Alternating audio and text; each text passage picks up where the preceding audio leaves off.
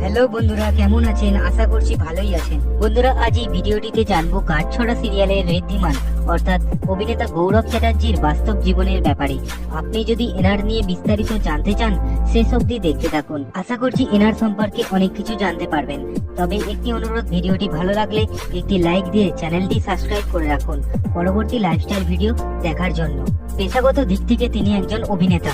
তো গৌরব তার অভিনয় যাত্রা ভালোবাসার অনেক নাম সিনেমার মধ্য দিয়ে শুরু করেন, যেটি 2006 সালে রিলিজ করা হয়েছিল। এরপর 2008 সালে স্টার জলসার দুর্গা সিরিয়ালে রূপমের চরিত্রে অভিনয় করেছেন। সেই বছর গৌরবের একটি সিনেমা রিলিজ হয়। সিনেমাটির নাম হচ্ছে ইতি। 2010 সালে মুক্তিপ্রাপ্ত সিনেমা রং মিলান্তি। এরপর অভিনেতা গৌরবকে 2012 সালে স্টার জলসার ঘরে ফেরার গান সিরিয়ালে রিকের চরিত্রে দেখা গিয়েছিল। 2013 সালে গৌরবের আরো একটি বাংলা সিরিয়াল আসে, বধূবরণ, যেটি টানা 4 বছর চলেছিল। তারপর